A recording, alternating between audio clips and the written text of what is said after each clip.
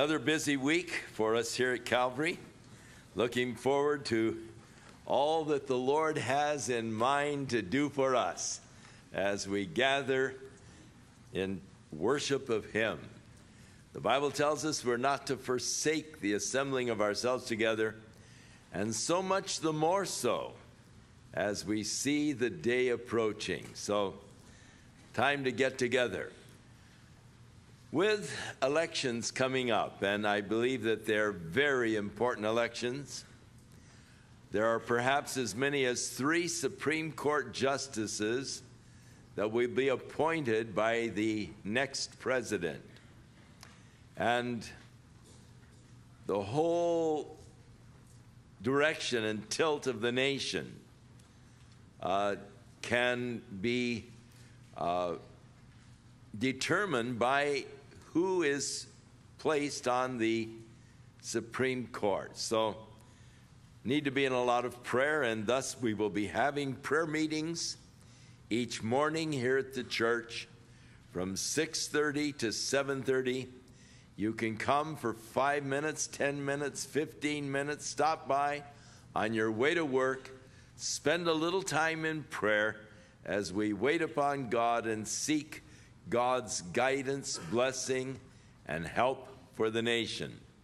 Righteousness exalts a nation, but sin is a reproach to any people. A lot of activities going on this week. The bulletin will keep you apprised of the various things that will be happening here at Calvary, and we encourage you to get the bulletin and look it over and get involved as every night there is something that is going on, and you have the opportunity of spending time together with God's people, learning the Word and worshiping the Lord. Let's turn now to Numbers chapter 12.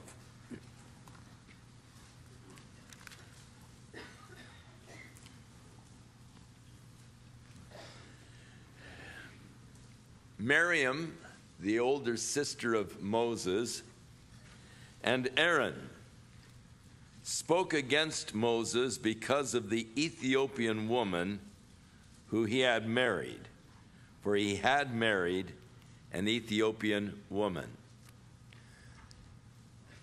Moses' first wife, they evidently had marital problems. She wasn't fully behind Moses. The Bible will tell us this evening that Moses was a very meek man. In fact, probably one of the meekest men who ever lived. Difficult for a meek man to live with a dominating wife. And Moses' first wife evidently was that kind of a person. There are indications that when Moses' sons were born, that she objected to them being submitted to the rite of circumcision, which was the identity of the Hebrews. Coming from Abraham, God gave to him the rite of circumcision, which was the sign of God's covenant with Abraham, that he would be the father of God's people. She evidently objected to that. When Moses announced that he felt called of God to go back to Egypt, she probably was reluctant to go. When on the way to Egypt, Moses was smitten with perhaps a heart attack, but they related it to the fact that his 2 sons had not been circumcised. As Moses was lying there dying, she circumcised him, circumcised the boys, but then, angry at Moses, said, "You're a bloody husband for me." There are indications that she went back to her father rather than to go on to Egypt. For later on, as Moses had come out to the wilderness of Midian, his father-in-law Jethro came with Moses' wife to meet him, probably trying to create a reconciliation, maybe to get rid of this little hellcat out of his house.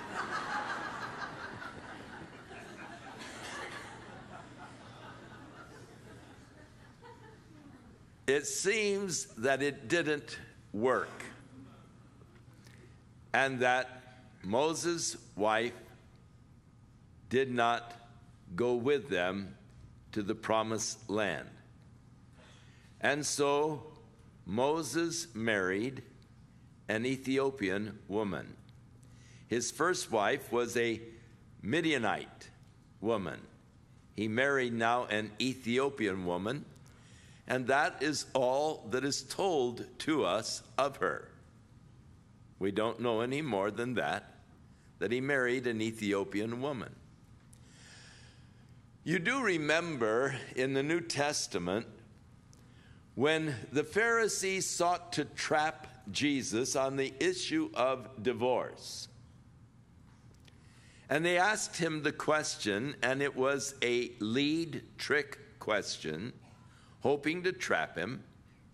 Can a man put away his wife for any cause? And Jesus said, if a man puts away his wife, except it be for the cause of fornication, he causes her to commit adultery, and whoever marries her commits adultery. They closed the trap. They said, how is it then that Moses said, give her a writing of a bill of divorcement? You see, that was their whole purpose, is to set the word of Jesus over against the word of Moses. For if Jesus is saying something contrary to Moses, they are certain that God spoke to Moses. And they were right. If Jesus is saying something contrary to Moses, then they can say, how can he say he is of God when he is contradicting Moses, who we know was a messenger of God and God spoke through Moses? So Jesus, having made this narrow window for divorce or putting away a wife, they said, how is it then that Moses said, let him give her a writing of divorcement? And Jesus went back before Moses. He went back to the original creation and the original purpose of marriage when God made them male and female. And he said, in the beginning, it was not so. In the beginning, God made them male and female, and for this cause a man shall leave his mother and father and shall cleave to his wife, and they two shall become one flesh. And those that God has joined together, let no man put asunder. But in response to how is it then that Moses said, give her a writing of a bill of divorcement, Jesus said, it was because of the hardness of your hearts that Moses said, let him give her a writing of a bill of divorcement. Evidently, his first wife had a hardened heart toward Moses, unwilling to journey with him to the promised land. Returning to her father, Moses no doubt gave her a bill of divorcement because of the hardness of her heart, and she returned with her father, and Moses now married an Egyptian woman. Tongues began to wag. His sister Miriam, his brother Aaron, joined in the rebellion, so to speak, or in the speaking against Moses. Now, the Lord said later, touch not mine anointed, do my prophets no harm. So we read that they said, hath the Lord indeed spoken only by Moses? Has he not also spoken by us? And the Lord heard it. they were rebelling against Moses' leadership, against Moses' authority.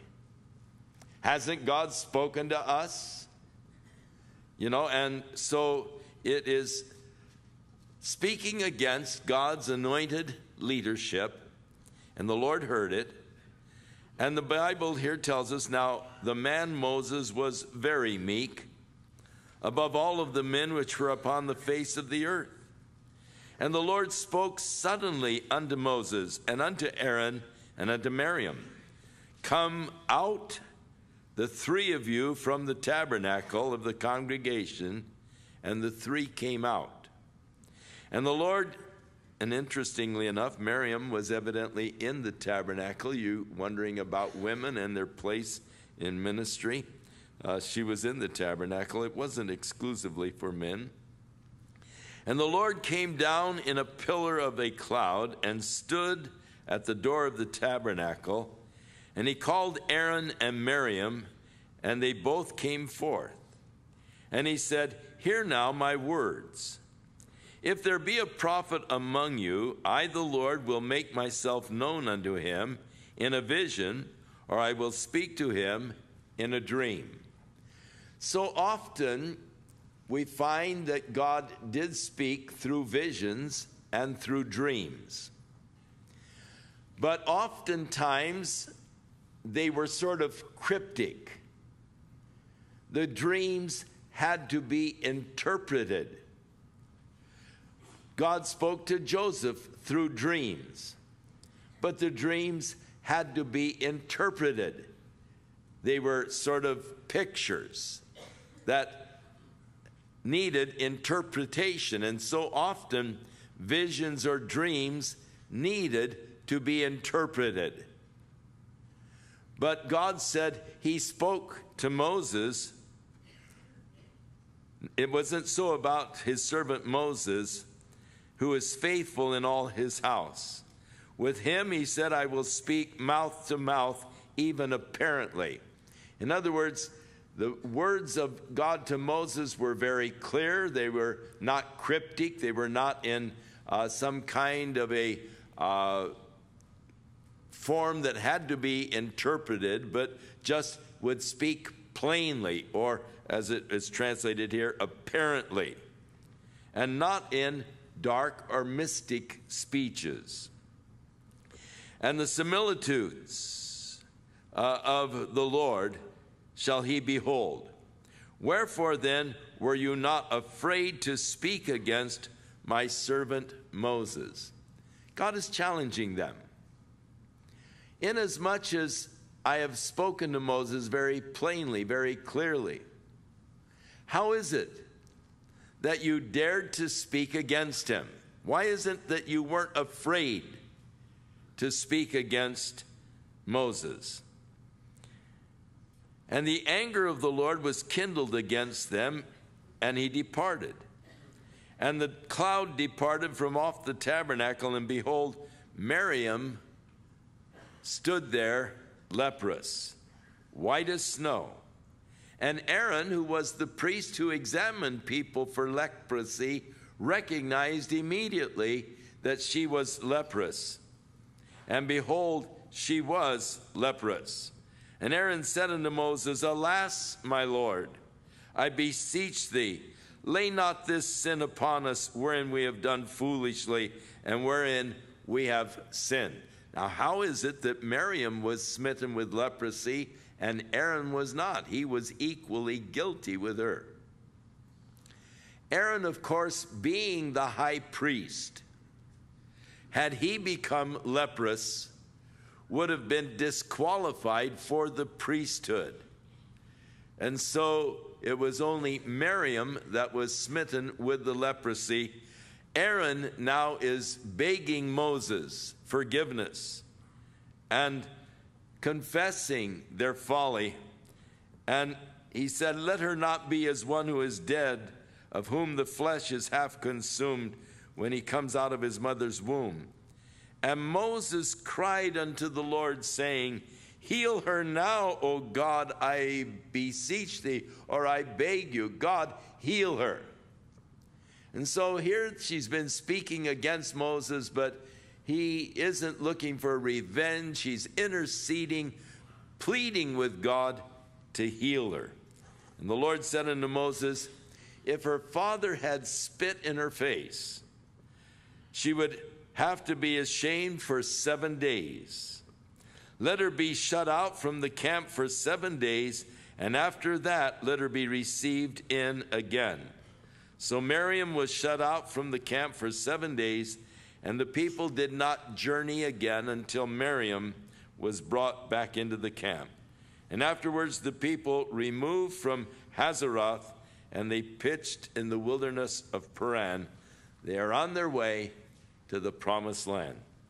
So as we get into chapter 13, the Lord spake unto Moses, saying, send thou men that they may search the land of Canaan, which I give unto the children of Israel, of every tribe of their fathers. So you send a man, every one a ruler among them.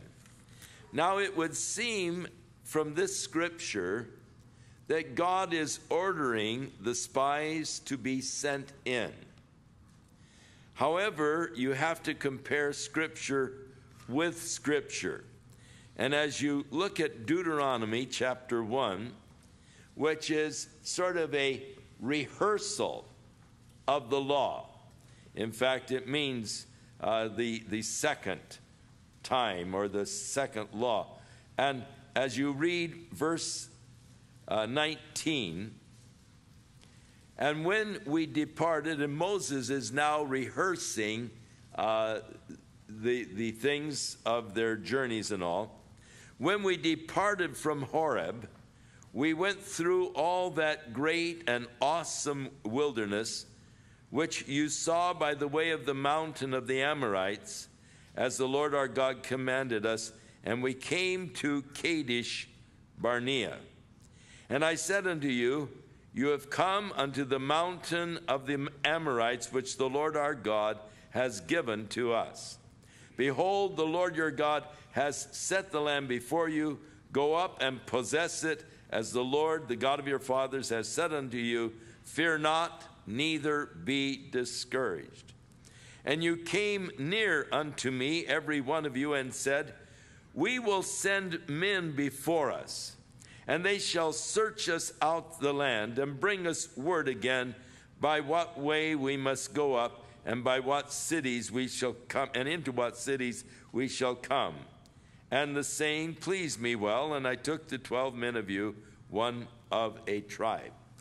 So it was something that the people requested, and it is one of those things where God granted their request, but gave them leanness of soul.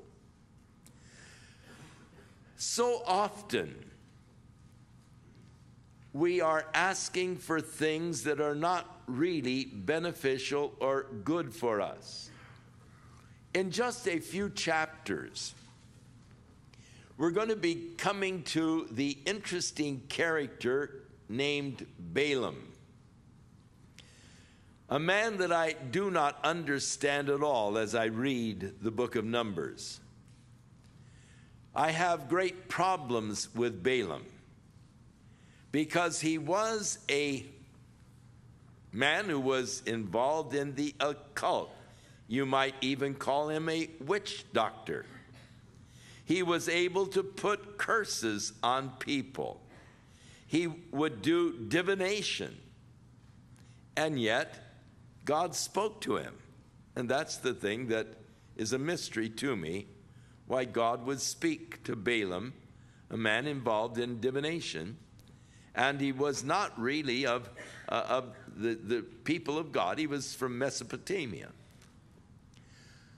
And the king, Balak, had sent a message to him, and messengers with rewards for divination. And they said, the king sent us to call you to come and to curse the people that are coming through his land. And so Balaam prayed, and the Lord said, you are not to go with them. You're not to curse these people. They are my people. So Balaam went out in the morning to these men that had come, and he said, fellas, I'm sorry. I can't go with you. There's no curse or enchantment that I can bring against these people. They're God's people. And so the men came back to King Balak, and they said he wouldn't come. And Balak said, oh, we didn't offer him enough money. Go back again, offer him twice, tell him to write his own ticket, whatever he wants. I'll make him a wealthy man if he'll just come and curse these people. Now, with all of this reward, loot, being offered to him, Balaam prays again. And I'm sure at this point he's praying, God, you've got to let me go. Lord, you've got to let me go, you know, and sort of demanding. And so the Lord said, okay, go. But be careful you don't go beyond my word. Don't say more than what I give to you. He went from the place of God's directive will into the place of God's permissive will. God will permit you to do things that are not for your best benefit. But because you are headstrong and insist, God will permit it, though it isn't his best for you. It's always a shame when people bring God down to their level, as the children of Israel were prone to do. When they came to Samuel and said, we want a king like the other nations, God obliged and gave them a king, and they went from a monarch, from a theocracy where God was ruling, to a monarchy, a man ruling over them. God bent to their wishes. They then became in the area of permissive will rather than the direct will of God. Be careful about those things that you are just insisting that God does for you. He might do it, but it will not be for your best. If you bring God down to your level, much better to allow God to lift us to his level. And so here we find the people demanding and saying, look, we want to send in some spies. We want to find out about this land. We want to learn about a little bit about it. And so we want, to send some spies in. And so Moses said, it sounded good to me. So the Lord now is directing as far as sending the spies in. If this is what you want to do, this is what you're insisting on, okay, this is how you're to do it. But it is now the permissive will of God as he is coming down to their level, and it turns out to be disastrous. This little program of sending in the 12 spies was the very thing that ultimately kept them from going in and taking the land that God had promised. This was the thing that eventuated in their 40 years of wandering in the wilderness and not being able to possess the land, as they went from God's direct will to God's permissive will as the result of their own insistence. So the Lord said, send a man from each tribe, a ruler among them. So Moses, by the commandment of the Lord, sent them from the wilderness of Paran, and all of those men which were the head of the children of Israel, and it names now the various tribes, the family from the tribes, and the individual who was sent from each of the tribes. And getting down to verse 16, these are the names of the men which Moses sent to spy out the land. And Moses called Oshea, the son of Nun, Jehoshua. Jehoshua was later shortened to Joshua or Yahshua. Yahshua means Jehovah is salvation. A very beautiful name. He was a servant to Moses. That was not his given name. Moses gave him the name Yehoshua, but later it was contracted a little more to just Yahshua. Yahshua in Greek is Jesus, and thus the name Jesus comes from the Hebrew Yahshua, which means Jehovah is salvation. The Lord said to Joseph, the husband of Mary, "Thou shalt call his name Jesus, for he shall save his people from their sins." Jehovah is salvation. He shall save his people from their sins. And so Moses sent them to spy out the land of Canaan, said unto them, "Go up this way southward, and go into the mountains. Look over the land, what it is, the people that dwell there, whether they are strong or weak, whether there are few or many, and what the land is like that they dwell in, if it's good land or bad land, what the cities are that they are dwelling in. Are they dwelling in tents, or are they dwelling in fortresses? And what the land is, whether it is fat or lean, and whether there is wood therein or not. And be of good courage, and bring the fruit of the land. For now the time of the year was the first ripe grapes." So it was in probably September, October, that they made this pilgrimage into the land. And so they went up and they searched the land from the wilderness of Zin unto Rohab, as men come to Hamath. And they ascended by the south, and they came to Hebron, Hebron was built 7 years before Zoan in Egypt. And they came unto the brook of Eshcol. Now the brook Eshcol is between Hebron and Bethlehem. And a beautiful little valley, a little stream running through the valley. And they cut down from there a branch with one cluster of grapes. And they bore it between the two of them on a staff, and they brought pomegranates, and they brought figs. The place was called the brook Eshcol because of the cluster of grapes which the children of Israel cut down from there, and they returned from searching the land after 40 days. So these spies went out, and for 40 days they circumvented the land.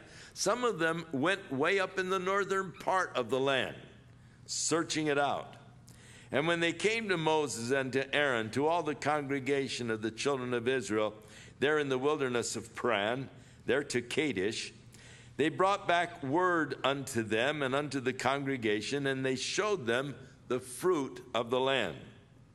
Nevertheless, the people, they told and said, "We came to the land, whether you sent us, and surely it does flow." And this is Joshua and Caleb's report, the ones who brought the cluster of grapes. "It is a land that flows with milk and honey, and this is the fruit of it, a bunch of grapes so big they had to carry it on a staff between them. Nevertheless, there are problems.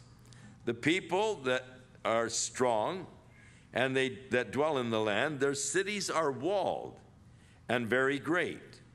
And moreover, we saw there the children of Anak." Now, Anak was a tribe of people who were giants. And so we saw the sons of Anak there. Later on, Goliath is one of these descendants of Anak. And it was just a tribal group or a family group of just big men. "The Amalekites dwell in the land of the south, the Hittites and the Jebusites." The Jebusites, of course, are in the area of Jerusalem. "And the Amorites dwell in the mountains. And the Canaanites dwell by the sea." They were known as the Philistines. and by the coast of Jordan. And Caleb stilled the people before Moses and said, listen, let us go up at once and possess it, for we are well able to overcome it. Now, they were aware of the difficulties. They told them, the cities have high walls. They're strongly fortified. There are giants there.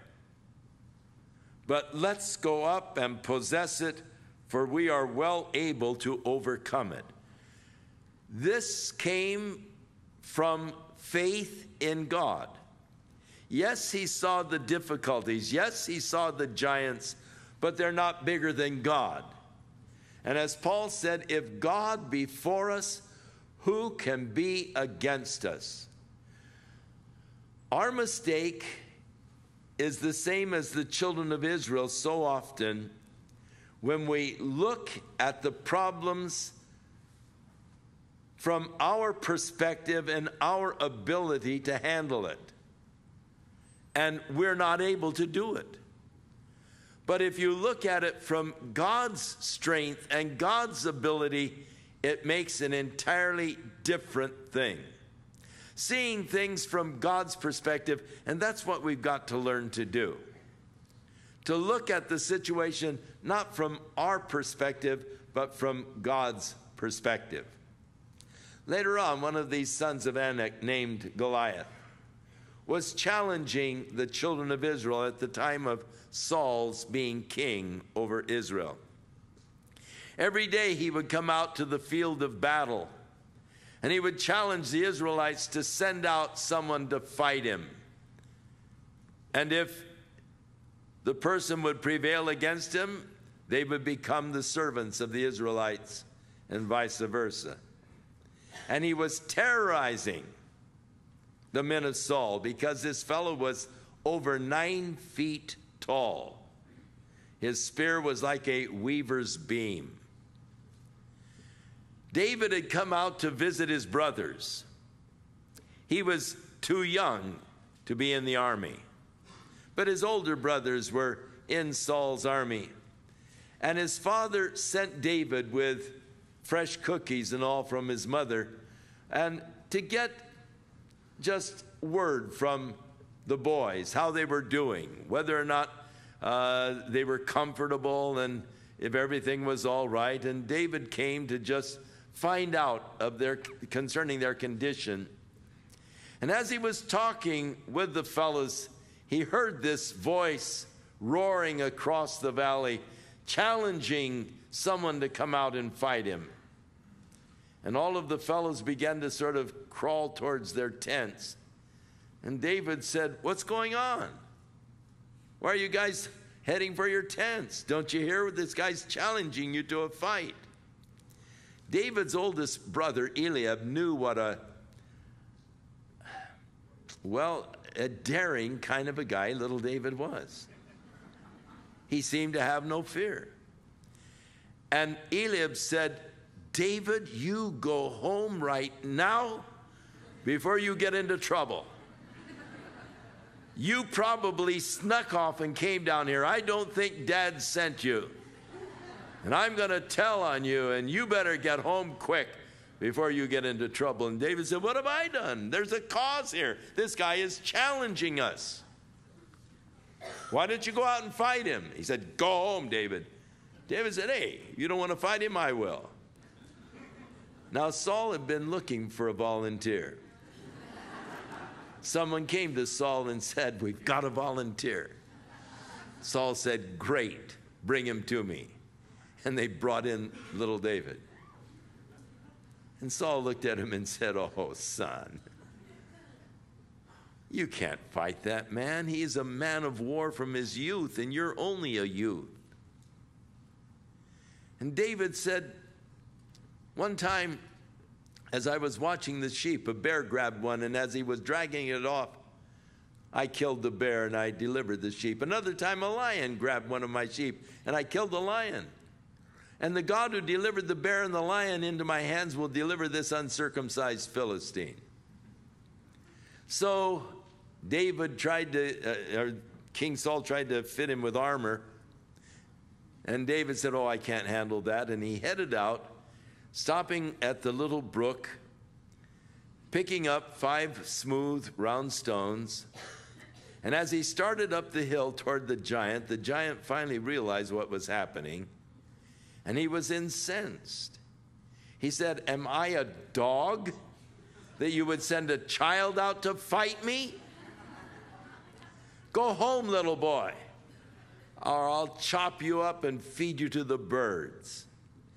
And when you see this little stripling of a lad armed with only a sling, and you see this huge giant over 9 feet tall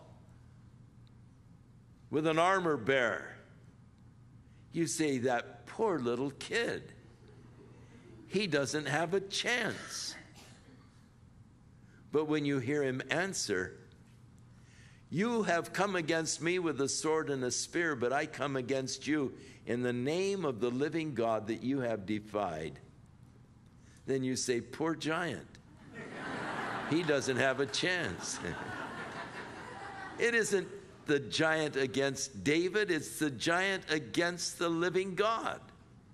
And we need to see from this perspective, if God be for us, who can be against us? And we have the promise of God's presence and God's power. And so Joshua and Caleb saw the situation. They weren't blind. They weren't trying to cover it. They said, yeah, they're giants. Yeah, the cities are large and they have the walls that are high, but hey, we can do it. Let's go in. And so Caleb is calling the people, let's go in and take it. But the men that went up, the other 10 who came back, the spies, they said, we are not able to go up against the people, for they are stronger than we. And they brought up an evil report of the land, which they had searched to the children of Israel. They said, the land through which we have gone to search it, it's a land that eats up its inhabitants. That is, the crops aren't very good. All of the people that we saw are men of great stature. Now, they're exaggerating. Not all of them were. Some were. There were some giants there, but they weren't all giants. But these guys are saying they were all, great stature. We saw the giants, the son of Anak, and which have come of the giants, and we were in our own sight as grasshoppers, and so we were in their sight. Man, they could have just stepped on us and crushed us, We were like grasshoppers. And all of the congregation lifted up their voice, and they cried, and the people wept all night. What a sad night. They had come to the borders of the land of promise. Joshua and Caleb are encouraging them to go in. But the 10 spies have given such a discouraging report. The people now have their eyes upon the problems rather than upon God. They've lost their focus, and as a result, they've lost their faith. And now they are weeping all night long in their tents. And the children of Israel murmured against Moses and against Aaron. And the whole congregation said unto them, would to God that we had died in the land of Egypt, or would to God we had died in this wilderness. Why has the Lord brought us unto this land to fall by the sword, that our wives and our children should be prey? Were it not better for us to return to Egypt? And they said one to another, let's get us a captain to lead us to return to Egypt. They're ready to turn back. They're ready to go back to the old life. They're not wanting to go ahead into the land of promise. There is the land before them. They can possess it. but they want now to go back to Egypt. You know, this is the sad commentary, and sad because this is what happens to so many people even today. God has promised us a life that is rich and full and blessed. The life and the walk in the Spirit is a life of victory, a life of joy, a life of blessing. But you have to enter in through faith to take those promises of God, laying hold on the promises of God.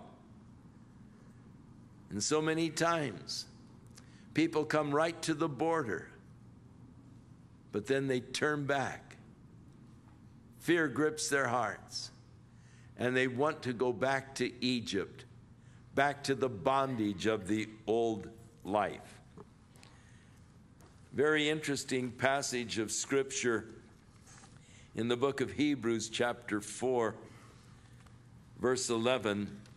Let us labor, therefore, to enter into the rest, lest any man fall by the same example of unbelief. So this whole scene is used in the New Testament as a warning to the people of God. There is a rest that you can have in Jesus Christ. There is a life of victory you can experience in Him. But let's be careful. God having given us this promise of rest that we should fail to enter into.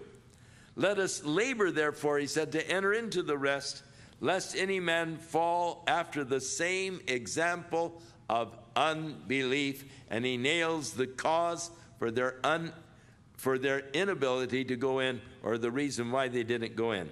Back in the 3rd chapter of Hebrews, it says, for some, when they had heard, did provoke, howbeit not all that came out of Egypt by Moses, but with whom was the Lord grieved for 40 years? Was it not with them that had sinned, whose carcasses fell in the wilderness, and to whom he swore that they should not enter into his rest, but to them that believed not? Their failure to believe that God would do what he promised to do kept them from the victorious life that God wanted to give to them. And so here are the people wanting to go back to Egypt. Moses and Aaron fell on their faces before all of the assembly of the congregation of the children of Israel. And Joshua and Caleb stepped up. They were two of them that searched the land. They tore their clothes, and they spoke unto all of the company of the children of Israel, and they said, the land which we passed through to search it, it's an exceeding good land. And if the Lord delights in us, then he will bring us into this land and give it to us, a land which flows with milk and honey.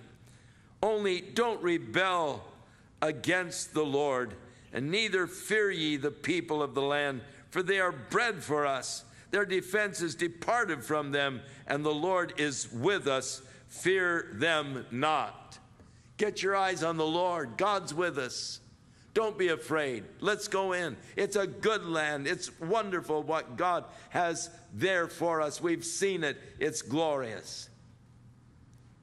But the people now whose hearts were terrorized by the evil report, all of the congregation said, let's stone them. And the glory of the Lord appeared at the tabernacle. Now, the glory of the Lord always appears, it seems, at the time of the judgment. And the glory of the Lord appeared at the tabernacle of the congregation before the children of Israel.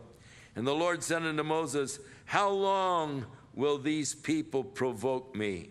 How long will it be before they believe me for all of the signs which I have shown unto them? I will smite them with a pestilence and disinherit them, and will make of thee a greater nation and a mightier than they. And Moses said unto the Lord, then the Egyptians shall hear of it, for you brought this people out in thy might from among them. And they will tell it to the inhabitants of this land, for they have heard how that the Lord is among his people, and how you, Lord, have and how thou, Lord, art seen face to face, and the cloud stands over them, and you go before them by daytime in a pillar of a cloud, and by the pillar of fire at night. Now if you will kill all of these people as one man, then the nations which have heard of the fame of you will speak, saying, because the Lord was not able to bring this people into the land which he swore unto them, therefore he has slain them in the wilderness. And now I beseech thee, let the power of my Lord be great, according as you have spoken, saying, the Lord is long-suffering, of great mercy, forgiving iniquity and transgressions, and by no means clearing the guilty, as he visits the iniquity of the fathers upon the children to the third and fourth generation. Pardon, I beg thee, the iniquity of this people, according to the greatness of your mercy, as you have forgiven this people from Egypt even until now. Now, looking at this from our viewpoint, it would seem that God is wanting to destroy them, ready to destroy them, but Moses reasons with God and shows God how unreasonable it would be to destroy them.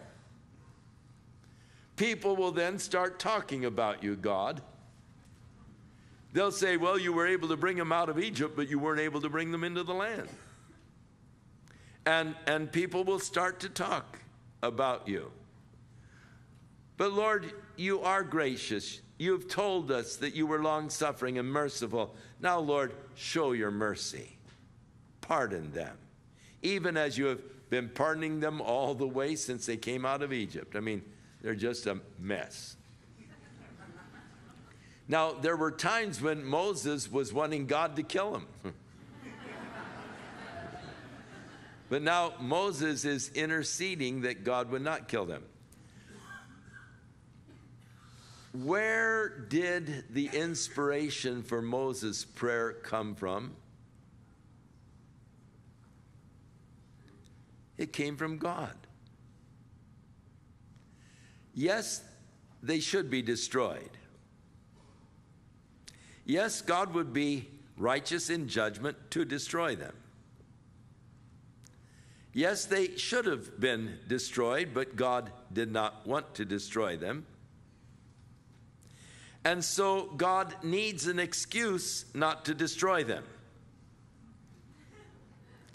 So God lays upon the heart of Moses to intercede, to call for the mercies of God and the forgiveness of God to be upon these rebellious people.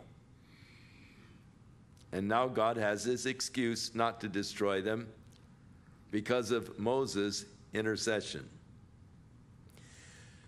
This is one of those cases that is opposite to what Ezekiel described when the children of Israel were needing and deserving judgment because they had turned their backs upon the Lord. And God said to Ezekiel, I sought for a man among them to stand in the gap, to fill in the hedge, that I should not destroy them, but I found none. And thus they went into captivity.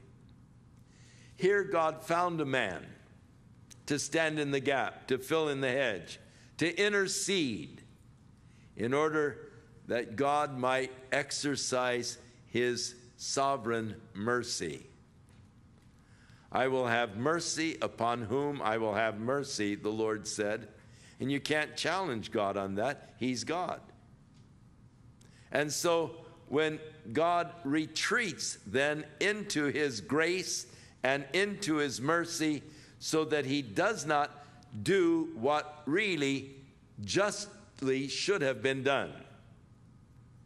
But he was reluctant to do so because God is not willing that any should perish, but that all should come to repentance. And so God inspired Moses' prayer. It isn't Moses twisting and changing the mind of God, but it is Moses giving God the excuse not to do what needed to be done.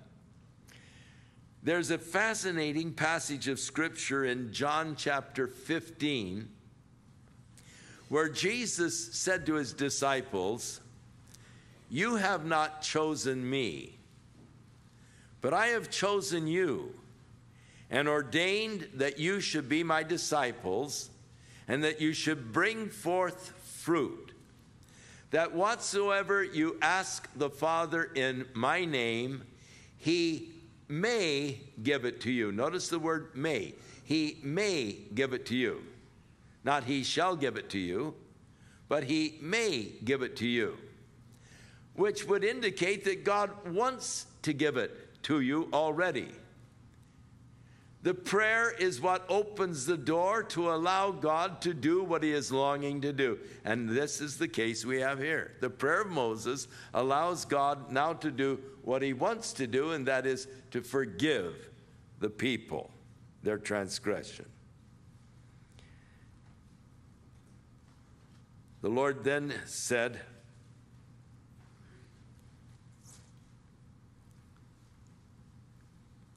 "But as truly," well, he said, "I have pardoned them according to your word. But as truly as I live, all the earth shall be filled with the glory of the Lord." A prophecy, a glorious prophecy. It has not yet come to pass, but by the grace of God, it's going to come to pass soon. As truly as I live, all of the earth will be filled with the glory of the Lord. The kingdom age. Jesus is coming to establish the kingdom of God, and the whole earth will be filled with the glory of the Lord. And righteousness will cover the earth as the waters do cover the seas, and there will be peace like a river. But because all of those men which have seen my glory and my miracles, my mercies rather, which I did in Egypt and in the wilderness, they've tempted me now these 10 times. This is the 10th time that they've murmured against God. And God says that's tempting him. You see, when you murmur, he's tempted to slap you in the face, or in the mouth. And so they've tempted me these 10 times, and I've not hearkened to my voice. Surely they shall not see the land which I swore unto their fathers, neither shall any of them that provoked me see it. I'll not destroy them now, but they'll be destroyed over the next 40 years.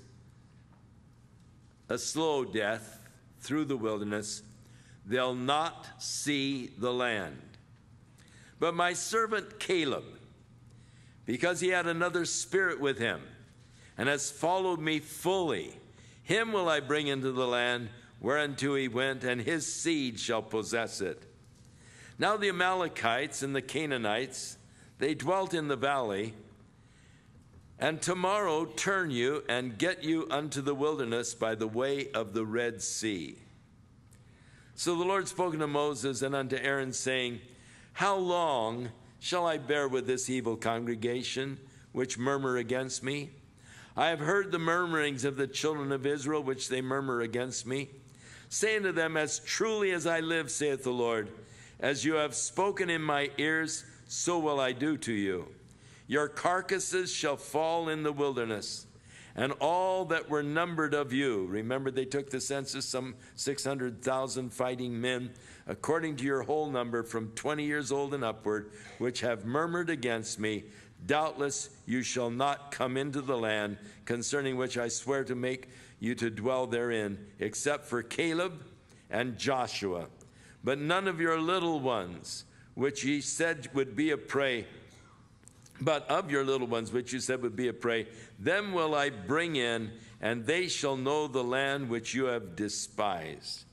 But as for you, your carcasses will fall in the wilderness, and your children shall wander in the wilderness for 40 years, and bear your whoredoms, until your carcasses be wasted in the wilderness, after the number of the days in which you search the land, for 40 days, each day for a year, you shall bear your iniquities. Even for 40 years, you shall know my breach of promise.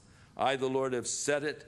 I will surely do it unto this evil generation and congregation that are gathered together against me in this wilderness. They shall be consumed, and there they shall die. It is interesting that during this 40 years of wandering in the wilderness, they did not offer sacrifices to the Lord, but they turned to idolatry. Amos tells us about it in chapter 5.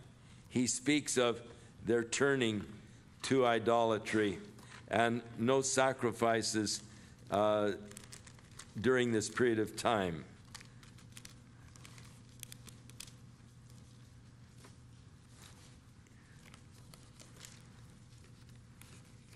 Get it for you in just a moment here. Pages are hard to turn. Amos chapter 5, beginning with verse 25. Have you offered unto me sacrifices and offerings in the wilderness for 40 years, O house of Israel? But you have borne the tabernacle of your Molech and Shaun, your images, the star of your God, which you made to yourselves. Therefore I will cause you to go into captivity beyond Damascus, saith the Lord. So the Lord declares there by the prophet Amos that during this 40 years, they actually turned to pagan idolatry. And in Acts chapter 7, as Stephen is making his defense before the council, Stephen makes mention of this in verse 32 of chapter 7, saying, I am the God of your fathers, the God of Abraham, the God of Isaac, the God of Jacob. And then Moses trembled and dared not to behold. And the Lord said, put off your shoes, and so forth. And then down in verse 41, they made the calf in those days and offered sacrifice to the idol. They rejoiced in the work of their own hands.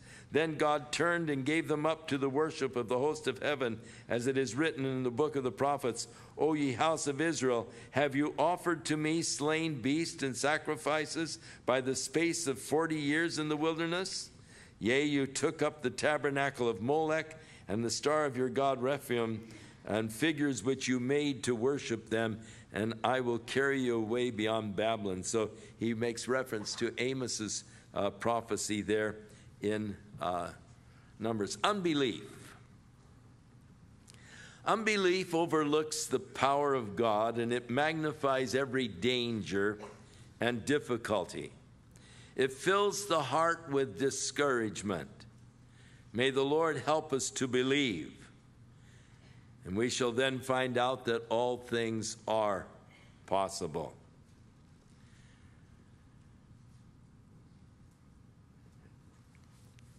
The men which Moses sent to search the land, who returned and made all of the congregation to murmur against him by bringing up slander upon the land, even those men did the Lord that brought the evil report upon the land. They died by the plague before the Lord. But Joshua the son of Nun and Caleb the son of Jephunneh, which were of the men that went to search the land, they still lived. And Moses told these sayings to all of the children of Israel, and the people mourned greatly. And they rose up early in the morning, and they got to the top of the mountain, saying, Lo, we are here. We'll go up into the place which the Lord has promised, for we have sinned. And Moses said, Wherefore do you now transgress the commandment of the Lord? It shall not prosper. Don't go up. The Lord is not with you, that you be not smitten before your enemies. For the Amalekites and the Canaanites are there before you, and you shall fall by the sword, because you've turned away from the Lord. Therefore the Lord will not be with you. But they presumed to go up unto the hilltop. Nevertheless, the ark of the covenant and the Lord and Moses departed not from the camp. And then the Amalekites came down, and the Canaanites, which dwelt on that hill, and they smote them, discomfited them, and even unto Hormah. So they failed, but then they failed in faith, and now they were going in presumption. It was too late. The die had already been cast. They confessed, we have sinned, we'll go up, we'll do it. When they received the word that God was just going to let them perish in the wilderness, now they are ready, but this is now presumption. God isn't with them. The word of God has been declared concerning their sentence, and that will not change. And so in folly, they attempt to do in the flesh the thing which they were not willing to do in the spirit, and that is always folly and always doomed for failure. But we see this so often today, men endeavoring to do in the flesh which they're not willing to do in the spirit. And again, the same disastrous results. If men would be as earnest for heaven while their day of grace lasts, as they will be when it is over. Remember what happened when the floods started. The people were mocking Noah up until the time that the rain began. And then, of course, there was the crying. And thus, if men would be as earnest for heaven while the day of grace is still open, as they are when it's over, how well would it be for them? Unbelief overlooks the promises and the power of God and magnifies every danger and difficulty, and it fills the hearts with discouragement. May the Lord help us to believe, and we shall then find that all things are possible. They had distrusted God's strength, and now they presume upon their own strength without His, and the expedition fails accordingly. If they had distrusted God's strength, they're now presuming on their own. The affair can never end well, which begins with sin. Lessons to be learned. Let's pray. Father, help us to learn those lessons, to be diligent in learning these lessons, Lord. We thank you for your promises. Help us, Lord, to lay hold and by faith to enter in and possess the land that you have promised to us. Lord, later as Joshua came again to the border of the promised land, ready now to enter in, you promised him that every place he placed his foot, you had given to him for a possession. And so we thank you, Lord, that the land is there for the taking. All we have to do is by faith go in and take it step by step. And every place we claim, we put our foot, you've already given that to us for our possession. Help us to be diligent, Lord, in obtaining your promises. In Jesus' name we pray. Amen. Let's stand.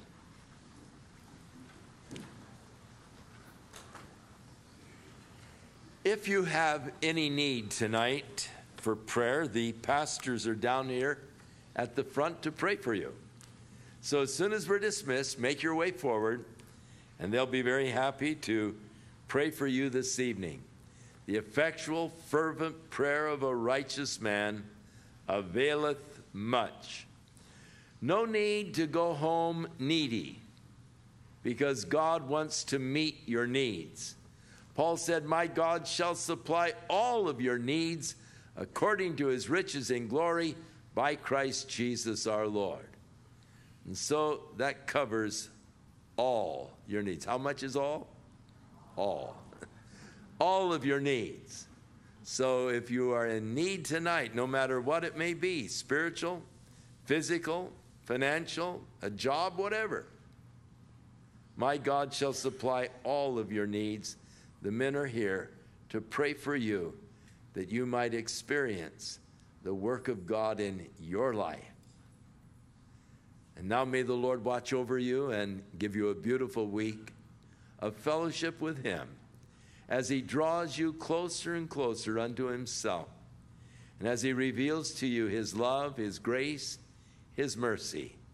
May you be strengthened by his Spirit in the inner man, and may you come to comprehend the fullness of God's love and mercy towards you as his child. Our Father, which art in heaven, hallowed be thy name. Thy kingdom come, thy will be done in earth as it is in heaven. Give us this day our daily bread, and forgive us our debts as we forgive our debtors. And lead us not into temptation, but deliver us from evil. For thine is the kingdom, and the power, and the glory forever.